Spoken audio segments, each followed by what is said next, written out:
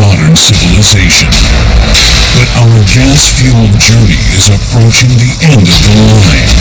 We are in an SUV headed down a bumpy road toward a cliff.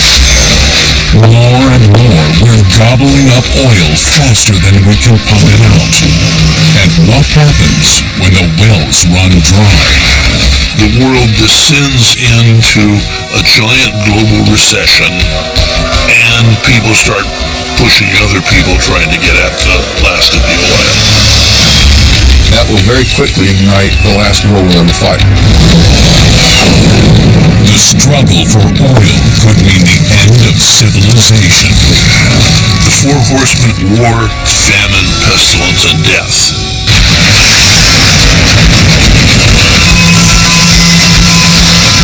Oil apocalypse on Mega Disasters.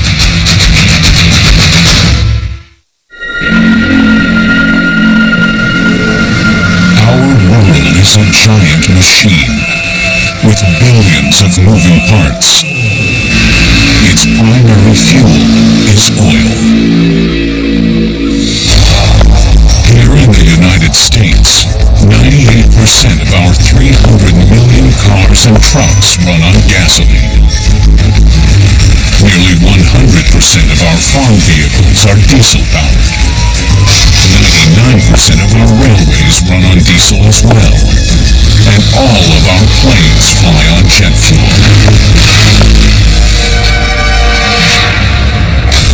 As long as the oil flows, we'll be just fine. But what happens when it stops? Experts tell us that it's not a question of if, but when. We always knew that the oil would run out sooner or later. It's a non-renewable resource. But it was always assumed that it would be several generations from now. It would be in our grandchildren's lifetime or sometime after that. By that time, we'd figure out something else. But here it is, the beginning of the 21st century, and we're already starting to see the signs of global oil production peak. And where's our plan B? Failing to plan is planning to fail. And I have not seen any plan so far. A report issued in February 2007 by the U.S. Government Accountability Office states that world oil production is expected to peak sometime within the next few decades. But despite this prediction, the federal government hasn't devised a plan to deal with the frightening consequences. As the world's oil supplies become depleted, we could be faced with rationing, social unrest, and even war. The demand for oil keeps increasing, particularly with China and India becoming the nations of drivers. And with the demand increasing and the supply decreasing, there will be a crunch.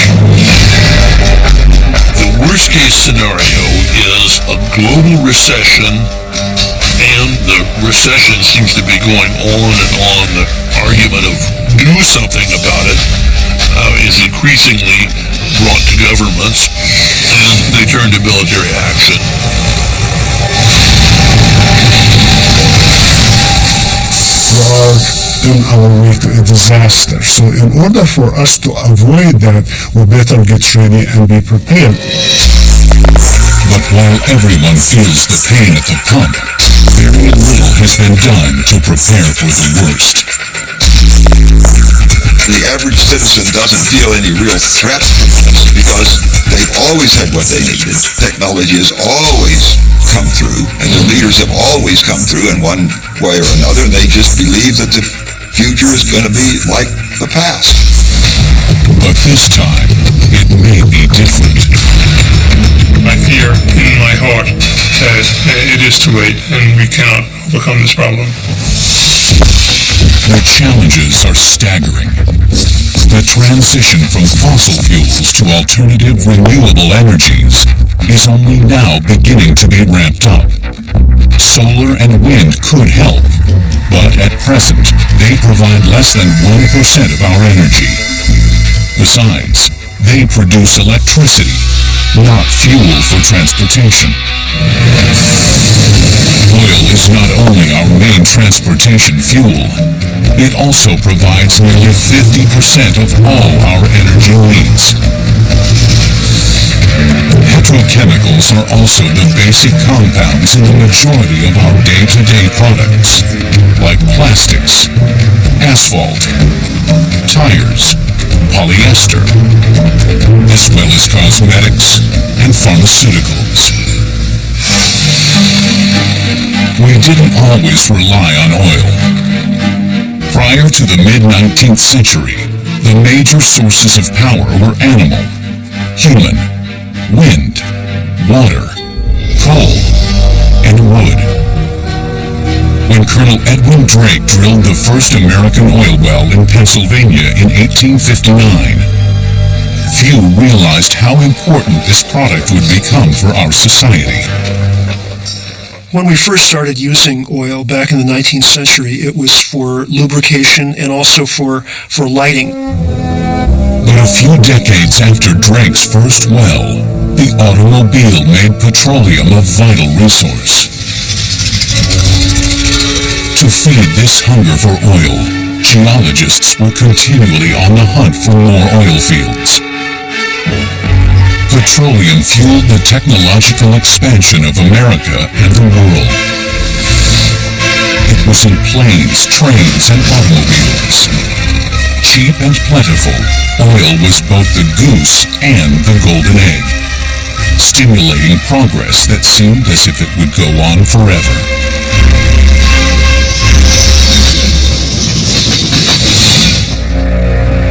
But in the 1950s, a crack appeared. Shell Oil's chief geologist, M. King Hubbert, came to an ominous conclusion.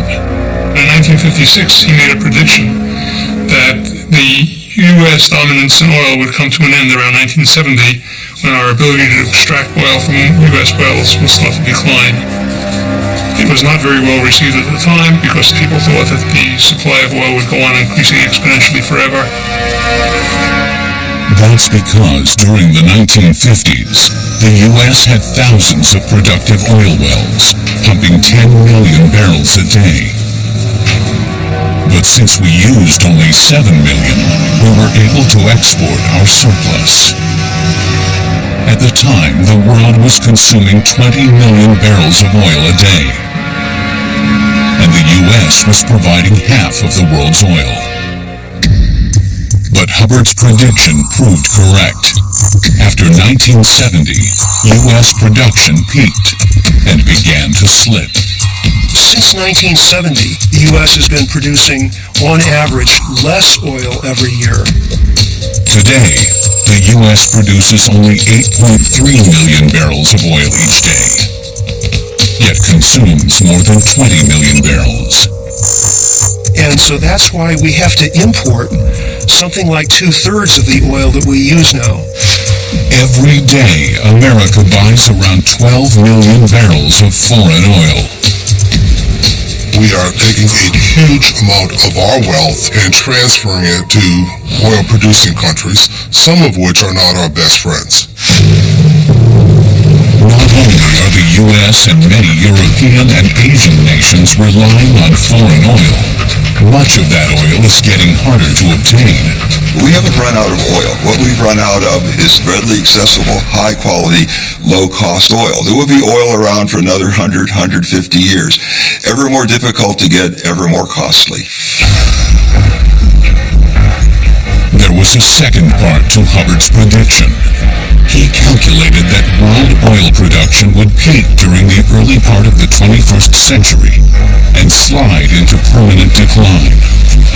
Some experts today believe his peak oil theory has already been confirmed.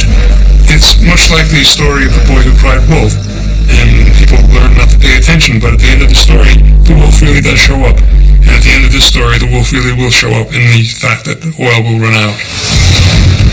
Despite this, for decades we've been increasing our dependence on oil.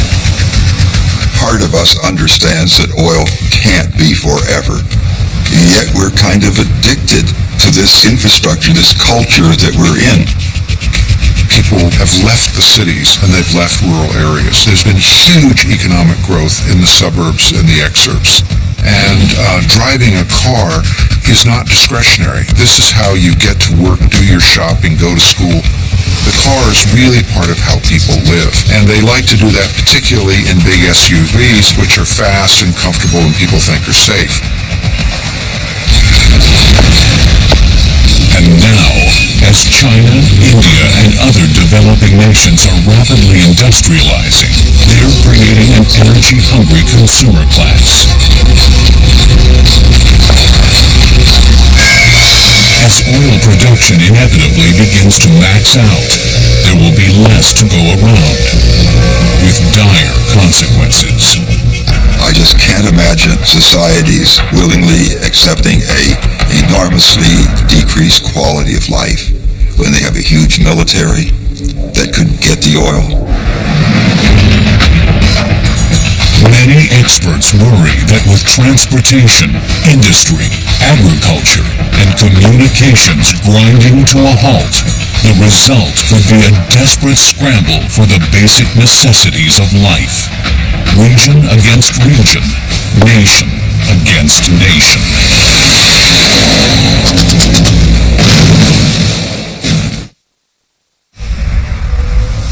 Is the world really running out of oil? We've already consumed 1 trillion barrels of petroleum since 1859.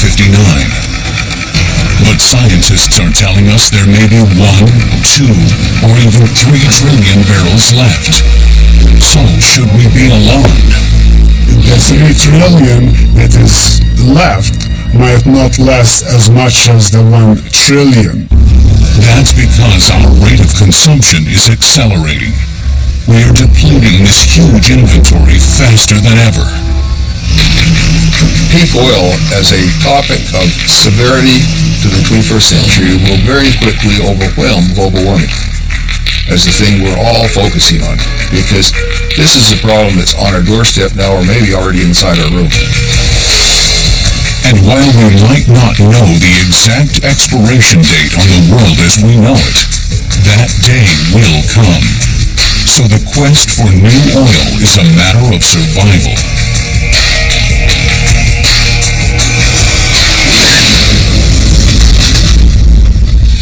Petroleum is typically found deep within the earth.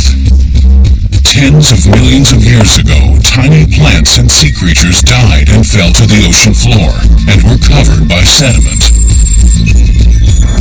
Over thousands of centuries, the mass of organic material went through a chemical transformation. If it reaches just the right temperature, it got cooked into oil.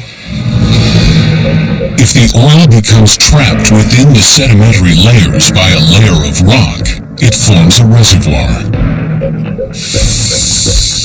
Oil is lighter than water. It will float up.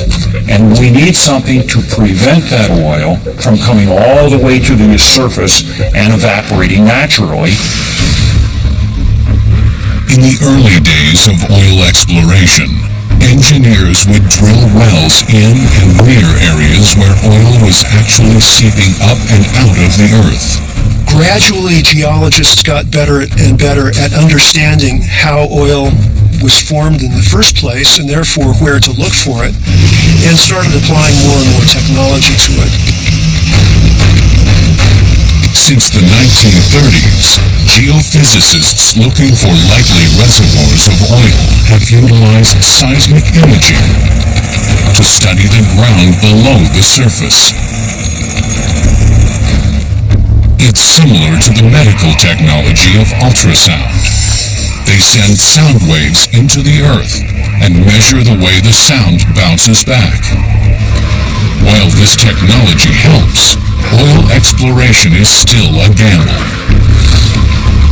If the well turns out to be productive, the crude oil will then go to the refinery, where it's modified to make gasoline, diesel, jet fuel, and other products. But finding the oil and getting it out of the ground is only half the challenge. You also have to be able to get to the oil. The big issue on oil is whether we will have access to oil fields, whether U.S. companies or the developed world, our allies, will have access to the oil fields. Saudi Arabia cranks out more than 10 million barrels of oil daily. And since it consumes only a fraction of what it produces, it is the world's leading oil supplier. Saudi Arabia is by far the most influential. It is irreplaceable. This is like the central bank. You shut it down, you shut the whole global energy system down.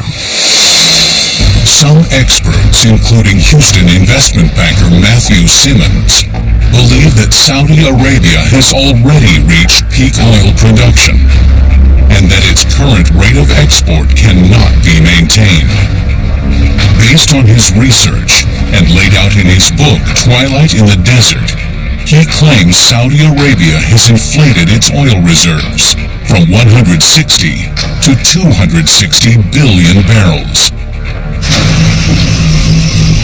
They have vast amounts of oil, but it's a little bit like when you're using toothpaste, and about halfway through the tube, it starts to get harder and harder to get the remaining amount out, and you finally throw the toothpaste tube away with an awful lot of toothpaste still left in the tube. It's just not worth getting out. That's where we are today with our high-quality oil. Conventional wells typically can only extract about 1/3 of the oil that's in a specific field. So even though there may still be plenty of oil left, most of it goes unused. While new technologies are helping maximize the amount of oil that can be extracted, they often only speed up the depletion process. Eventually, oil shortages are inevitable. In 1973, we got a highly unpleasant first taste of what we could face when an artificial oil shortage was created by OPEC, the Organization of Petroleum Exporting Countries. The oil embargo led to huge increases in the price of gasoline, gas rationing, and long lines. This in turn caused inflation, unemployment, and a recession that took years to resolve. American consumers responded by rejecting gas guzzlers and briefly becoming infatuated with smaller, more fuel-efficient cars. But other countries took a more proactive approach. Brazil developed a massive industry to turn sugarcane into ethanol. Today, most of Brazil's 3 million cars run on either ethanol or gasohol, a combination fuel product. What Brazil did was exactly what other countries ought to have done, and that is to look for sources of energy which you controlled, which was in your country. But after oil prices stabilized in the 1980s and 90s, American consumers lost their interest in fuel efficiency. With the return of cheap oil came a turn toward gas-thirsty SUVs and high-powered cars. In recent years, however, the price of oil has shot back up again, and the oil-rich Middle East is more unstable than ever. Americans all want to have energy independence, although they don't understand what that means. They want to reduce the dependence on the Middle East. They'd like greater efficiency, but they don't want pain. Now, many experts are wondering if this is the right time to expand the use of ethanol in America. For years, the U.S. has included ethanol in most of its gasoline to avoid engine knock. It comprises about 10% of most U.S. gasoline.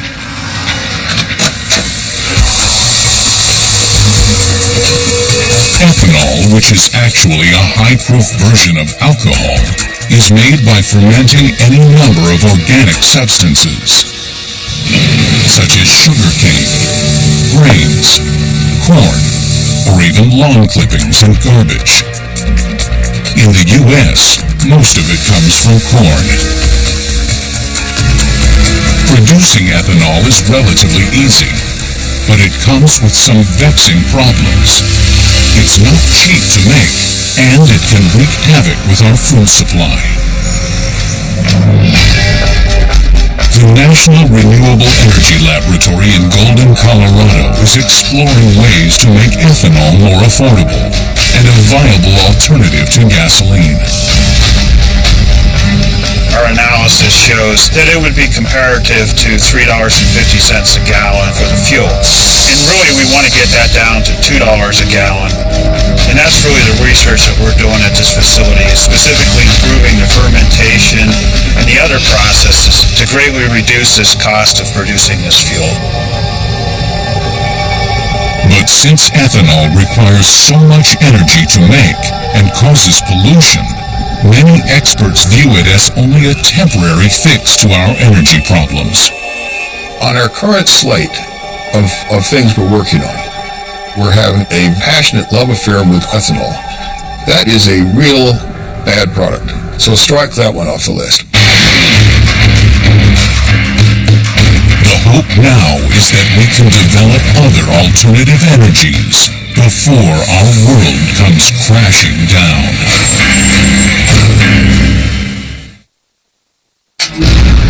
Oil won't last forever, and the days of the gasoline-powered automobile may be numbered.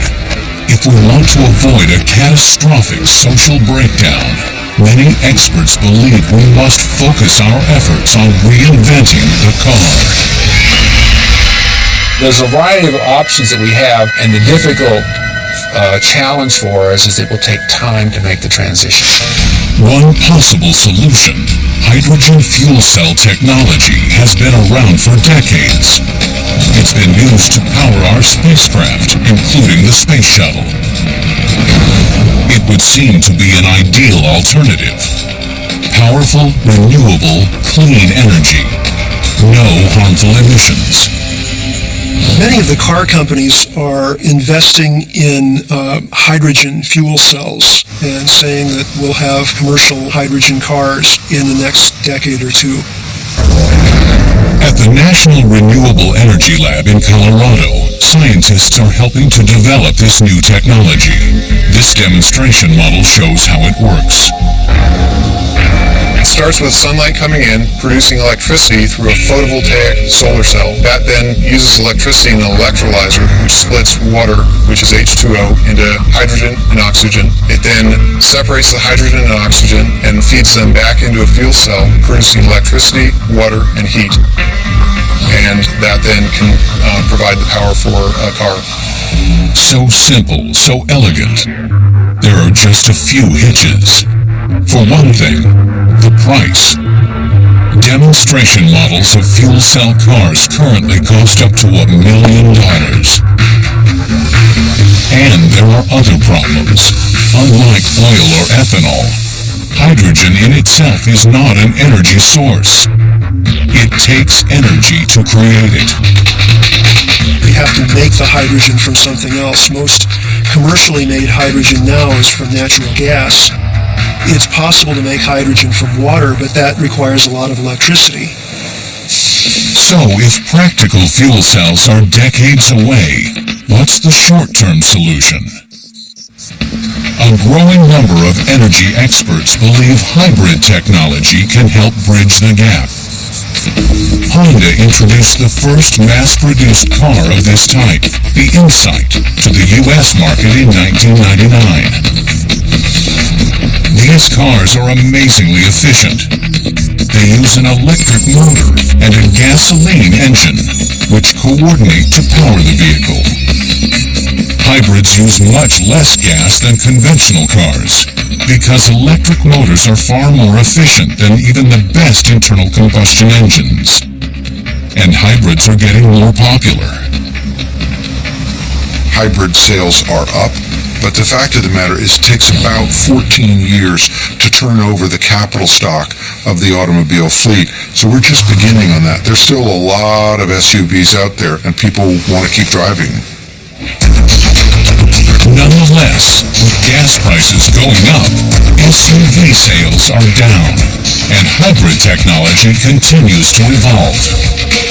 The next phase is a plug-in hybrid. Charged up overnight, it could take the average commuter on a 40-mile round trip, using only the vehicle's electric motor without reverting to gasoline power. Special feature of a plug-in hybrid is that you have more battery capacity and you're able to go 10, 20, 30, 40 miles depending on the battery's size and capacity. The challenge now is to develop batteries that pack a bigger bang of energy and last longer. Meanwhile, fully electric cars, previously introduced by General Motors 10 years ago, are making a comeback. The Detroit automaker promises to roll out a production model of its concept car, the Volt, within a few years. While this may sound like good news on the surface, a closer look reveals that any kind of electric car will be accompanied by a whole new set of challenges. Where do we get all the extra electricity? And the most likely source, of course, is coal, because that's where we're getting most of our electricity now. If we have an electric power plant that's based on coal, it generates a great amount of carbon dioxide and unfortunately mercury as well, which is currently put into the atmosphere. This causes climate change. But the development of new technology may provide a solution. There are several ways we can deal with that carbon dioxide. In a big plant, it's not terribly difficult to capture the carbon dioxide. It's expensive, but not difficult. Instead of allowing the carbon dioxide to be released up into the atmosphere, it can be piped down deep into the earth for permanent storage. Experts hope this will allow us to burn coal cleanly. Clean coal technology would be one of the pillars, if you will, of any long-term national energy policy. Even nuclear energy, with its potential for dangerous reactor failures and radioactive waste that lasts thousands of years, is being reconsidered for expansion. Currently supplying 1/5 of U.S. power, it has a key advantage. Nuclear is one of the few options that we have that offers a means of producing electric power without emissions of carbon dioxide and other greenhouse gases. By far the most widespread and cleanest energy resources available are solar and wind. Scientists are working to achieve the next breakthrough in these alternative energy technologies. The purpose of this lab is to try to blend and meld together multiple ways of making different types of solar cells in order to make them more efficient and reduce the cost. But it will take decades before solar and wind power will be widespread enough to replace coal and provide the power for electric cars. The truth is, we are never going to be able to just unplug one thing and plug in another thing, and that is a great myth that Americans continue to have. We need now to have a very aggressive conservation program to buy some time and free up some energy. What are the best risks for the future? Conservation is almost always cheaper and faster to apply than research into energy sources or ramping up alternative energy production. But energy conservation would require a drastic change in a lifestyle dependent upon oil and other fossil fuels. We live like the gods. The energy we use just permits us an incredible quality of life. And of course, the big challenge is, what can we do to preserve the quality of life that we have now? Ironically, the high price of gasoline may actually be helping to motivate conservation and innovation. If you have the higher price, you will have the incentive, if you will, for companies and governments and individuals to invest in energy resources. The high price of oil is in fact probably one of the most important factors to getting these alternative technologies in the market more quickly. What is the best solution? There is no one best solution. It's really an array of solutions, a combination. You can either make a comfortable transition now or a very rough transition later. It's doable and you can sustain a good lifestyle. Now, you may not have gigantic multi-ton SUVs for everyone to thunder around in, but it's going to end sooner or later. But for the time being, the gasoline-fueled automobile is the beast with an unlimited appetite. To continue to feed it, the oil companies will have to do everything they can to find new sources of supply. If they can achieve this, they'll help buy us more time to develop alternative energies before it's too late.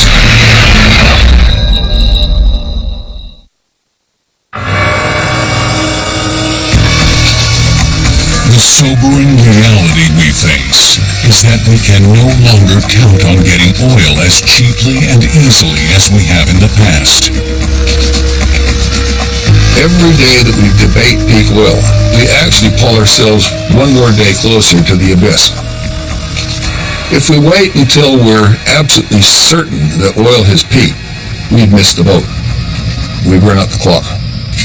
So geologists and engineers are doing everything they can to extract every last drop of oil.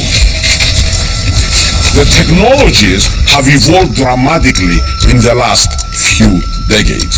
And of course, that allows us to go to areas that earlier would have been unthinkable.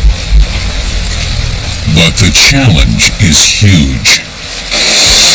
We're seeing discoveries now at very deep formation. We're talking about 40,000 feet. That is in 10,000 feet or deeper water depth. You're getting to the kind of tolerances and the kind of investment that you need for the space program. This is very, very sophisticated stuff.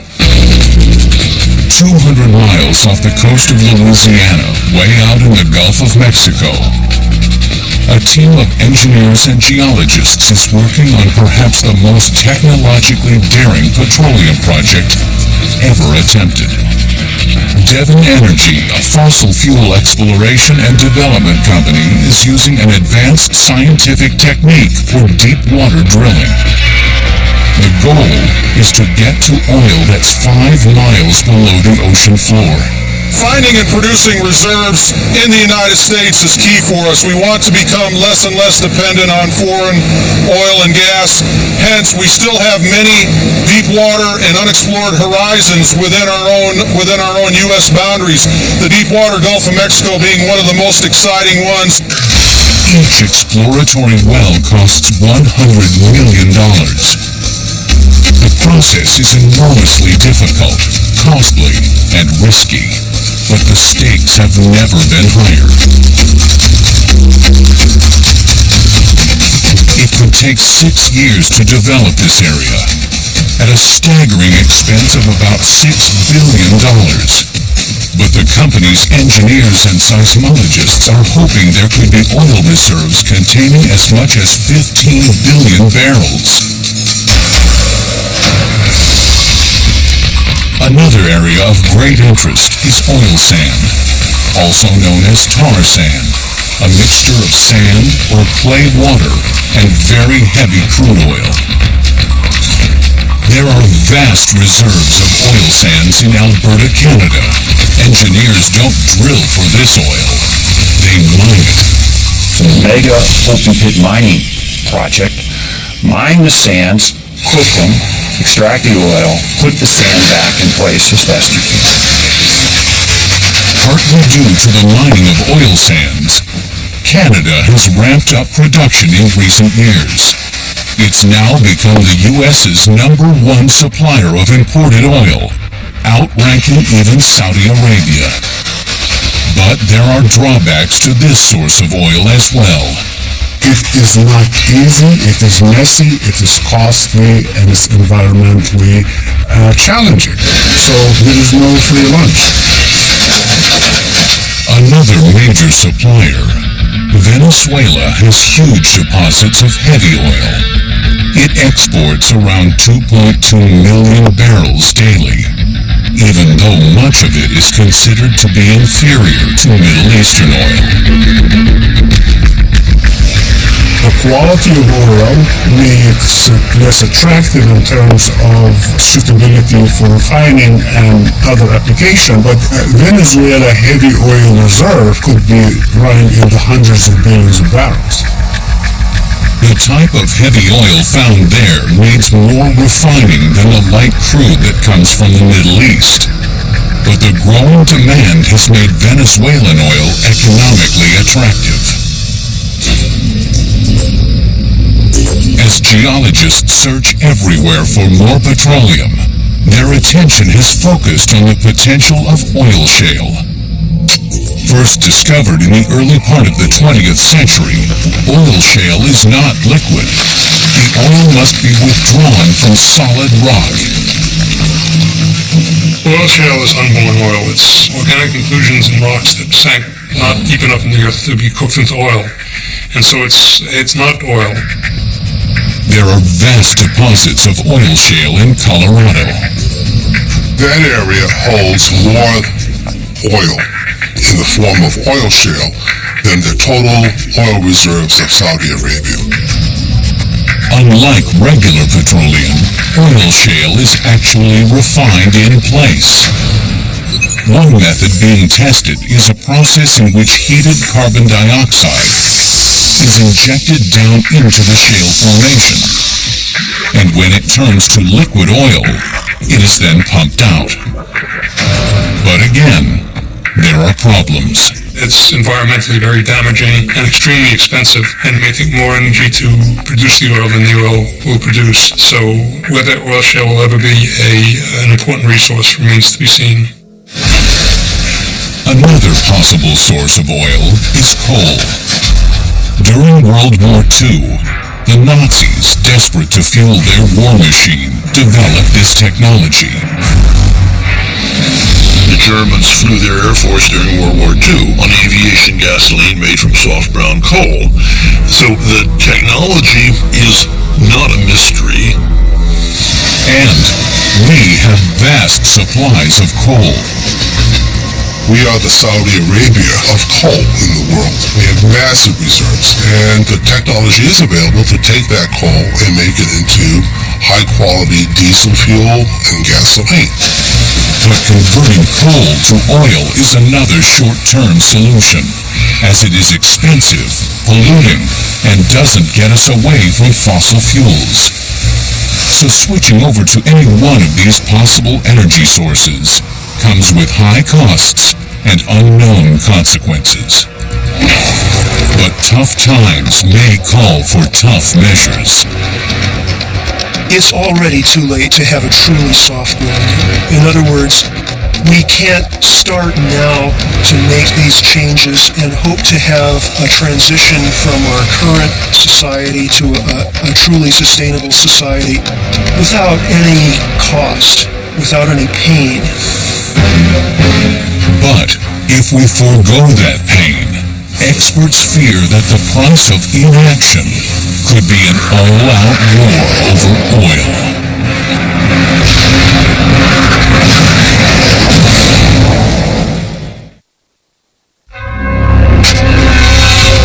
As demand for oil continues to outpace supply, a domino effect of serious developments could propel us toward a tipping point, from which we would plunge into social and economic chaos, and worse. There isn't a viable Plan B out there. And the alternative to Plan B, sort of Plan C, is a global recession worse than the Great Depression of the 1930s. The four horsemen of the apocalypse: war, famine, pestilence, and death. Based upon projections by a growing group of energy experts, the following scenario could be our fate in the not-too-distant future. By 2012, an energy-hungry middle class of automobile owners has continued to explode in China, India, and other developing countries. The world's demand for oil has jumped from 84 million barrels a day to 100 million. Producers and refiners cannot keep up. This creates a ripple effect. Nations begin jockeying for position as oil becomes ever more scarce. With oil supplies as tight as they are, a sudden man-made or natural disaster could trigger the unthinkable. My biggest fear, and should be the world's biggest fear, is something similar to September 11 would take place in Saudi Arabia. The Saudi facility at Ras Tanura is the largest terminal in the Persian Gulf. It receives and transports 10 million barrels of oil a day. If Ras Tanura or another major terminal were to be hit by terrorists, the results could be catastrophic. Even under normal conditions, these kinds of facilities are extremely dangerous, as oil is highly flammable and explosive. So once a facility is struck, a disastrous series of events could quickly cause a shutdown. If this happens, millions of barrels of oil a day could not be processed and shipped out, and the world economy could quickly slip into a recession. My biggest concern long-term is a real outstripping of supply and a complete failure or breakdown in the system of energy security. We got a precursor in the United States in the summer of 1979 when we had our second-long gas lines. There were shootings, there were fistfights, and cars would be smashed. As the crisis deepens, the price of oil rises sharply to $150 a barrel. A gallon at the pump reaches a shocking $8. The SUV owner has to cough up nearly $200 to fill up. Tens of millions of people in the suburbs with no available mass transportation can't get to work. As oil prices rise, farms can no longer produce food cheaply. Trucking costs tied to the price of fuel rise dramatically. That'll raise the price of food. So if you have a combination of rapidly increasing energy costs and food costs, that means a general economic recession is almost a guarantee. That first winter, there are shortages and price spikes in home heating oil. To cope, many return to using wood for fuel. The skies turn an ever-present gray. People who lack fuel altogether will not survive. With so many products dependent on gasoline, either for their delivery or manufacture, the price of the basic necessities of life skyrockets. Hunger, disease, and crime become rampant.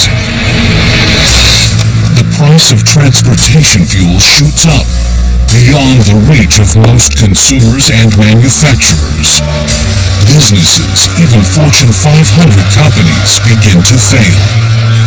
The economic slide worsens. We're now in a full-blown depression. We'd have an increasing problem with unemployment. People would be losing their homes because they couldn't make the payments. Banks would be failing. The stock market crashes. Breadlines return. Millions of people become homeless. Inflation rises so high, money becomes practically worthless. The government would have to deal with people not having anywhere to go, not having jobs, and they'd have riots and unrest in the street. As the economy crumbles, The black market takes over. Gangs rise up to protect the traders. Society teeters on the edge of collapse. As people lose their connection with a larger functional social matrix, they'll try to survive any way they can. Motorcycles rule the day, tricked out to run on ethanol made on rooftops and in backyards. It's a Mad Max world in which people cobble together their own Plan B strategies for survival. In order to save their desperate nations, governments consider armed intervention.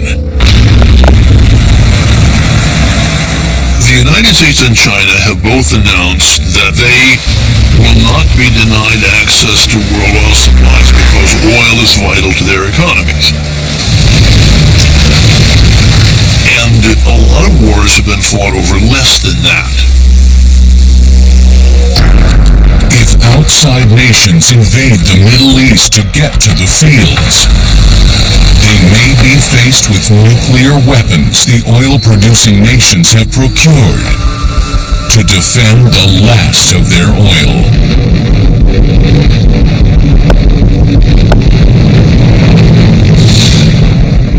Because this is the most important aspect of the economy, this will be something we'll fight over. It'll be a real quick solution. Society will end. Is this nightmare scenario inevitable? Some experts believe there's still time to do something about this impending oil crisis. We have a real narrow window of maybe 5 to 7 years to avert the clash of society and implement a very massive plan B that takes global coordination. I'm a real believer that every individual can make a difference in this, and conservation is going to be at least half the equation going into the future. We have to basically grow up and realize that there are challenges, that we have to make some changes, sacrifices. But again, it is better than more. Any sacrifice we make out of our pocketbook or inconvenient, it is better than losing somebody else's life. Far better.